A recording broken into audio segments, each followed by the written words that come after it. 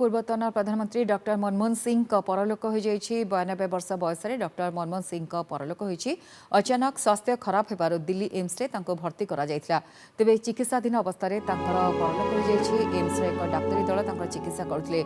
दुई थर प्रधानमंत्री होइथिले मनमोहन सिंह। एहासह अर्थ मंत्रालय रे सचिव, योजना कमिशन उपाध्यक्ष, भारतीय रिजर्व बैंक गवर्नर, अर्थमंत्री, प्रधानमंत्री उपदेष्टा एवं यूजीसी अध्यक्ष पद संभाली मनमोहन सिंह। मनमोहन परलोक 7 दिनिया राष्ट्रीय शोक घोषणा कर आज मनमोहन सिंह शेषकृत्य संपन्न हेब। अधिक आलोचना करबा आम सहित फोन लाइन जोड़ी होती आम रिपोर्टर क्षीरोद पाढ़ी। क्षीरोद,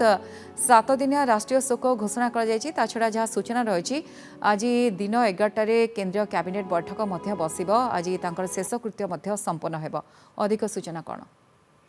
देखो गायत्री जो भाव देशर पूर्वतन प्रधानमंत्री डॉक्टर मनमोहन सिंह गतकाल देहांत घटी रखी सम्मान जनाई आज 11टा बेले केंद्र कैबिनेट बैठक डक 7 दिनिया राष्ट्रीय शोक घोषणा कर गतकाली राति ही केंद्र सरकार पक्ष राष्ट्रीय शोक घोषणा कर जातीय ध्वजा को अर्धनिर्मित कर जहाँ सूचना रही जहाँ वेणुगोपाल सूचना देते शेष कृत्य कौ समय कौ जगार से परवर्ती समय से संपर्क में परिवार वर्ग सहित आलोचना करने स्पष्ट करेंगे। तेज आम केवल बर्तमान एति कहीपर जे जो भाव जड़े दक्ष अर्थनीतिज्ञ कथा कहतु कि जड़े दक्ष कूटनीतिज्ञ कथा कहतु दक्ष अर्थ जो भाव राजनीति से एक शीर्ष सोपान पहुंची दुई थर एक क्रुशियल समय देशर अर्थनीति को स्ट्रीमलाइन करते सहित एक अस्थिरता समय से दुई थर नेतृत्व नहीं देशर प्रधानमंत्री भाव में एवं समान भाव देखिए सरकार से नेतृत्व नहीं तेणु कौटि ना कौटि जो कहुला मनमोहन जन केवल अर्थनीतिज्ञ ताहा नुह उदारीकरण राजनीतिर एक प्रमुख चेहरा नुह से संपूर्ण भाव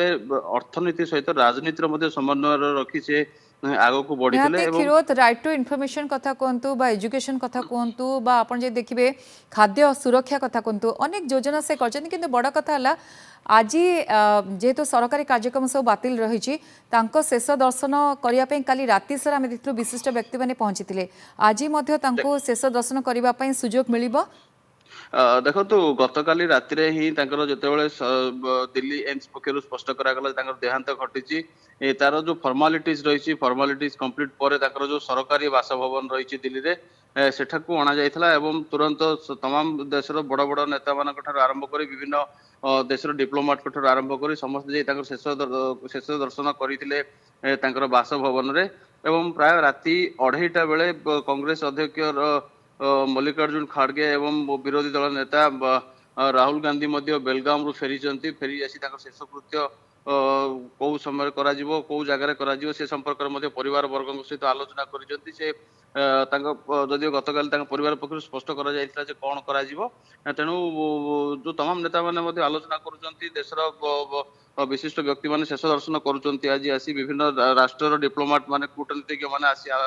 शेष दर्शन करुँच किंतु आपण जो भाव कहते यूपीए 1 रे जिते प्रथम थर मनमोहन सिंह प्राइम मिनिस्टर भाव दायित्व ग्रहण करते देशर जो अनेक देश को आग को नापी अनेक गुड़िए गुरुत्वपूर्ण पदक्षेप आप जो भाव कहते राइट टू इनफॉरमेशन कथा कहतु नेशनल रूरल हेल्थ मिशन कथा कहतु यूआईडीआई आधार कथा कहतु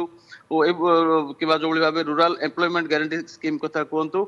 एसबू भितर आप मन थी गायत्री जो जिते सिविल न्यूक्लियर एग्रीमेंट होता यूएसए बेस बद होता है परवर्ती समय यह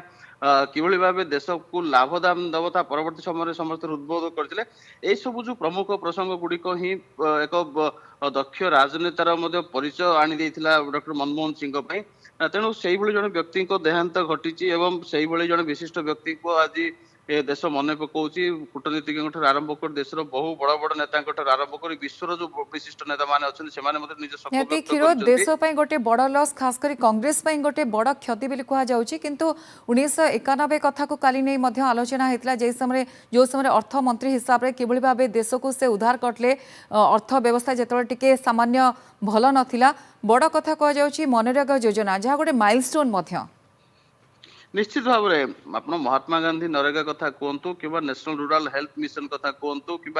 आज दिन जो भाव में विभिन्न डीबीटी डायरेक्ट बेनिफिट स्कीम रे जो भाव लागू करा जाउची आधार कथा यूआईडीआई कथा कहतु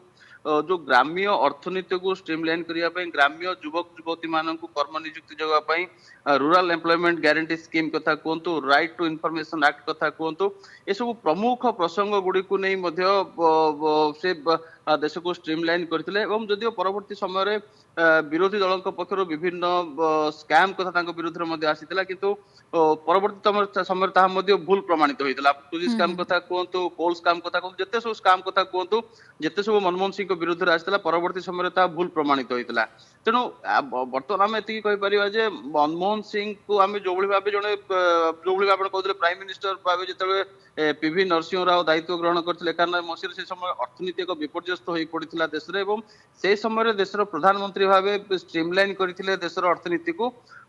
तेणु परवर्ती समय देखिए से विभिन्न समय आप रिजर्व बैंक गवर्नर कथा कहतु कि सरकार मुख्य अर्थनैतिक परामर्शदाता कहतु कि वर्तमान जो नीति आयोग अच्छी पूर्व ना जो प्लानिंग कमिशन मुख्य भाव कहतु ए सबूर से नेतृत्व नहीं से निजर नेतृत्व निजर निहाती क्षीरोद आपण जेंति कहते अर्थशास्त्री थिले दिग्दर्शक थिले किंतु आज सारा देश पई गोटे बड़ लॉस जेतबळे आमे काली तांको हरै सारछु से नाहंती किंतु 7 दिनिया राष्ट्रीय शोक घोषणा कर जायछि आज दिन 11 केंद्र कैबिनेट बैठक बेस गुरुत्व मते रखुछि बहुत बहुत धन्यवाद क्षीरोद आपण तमाम सूचना पई।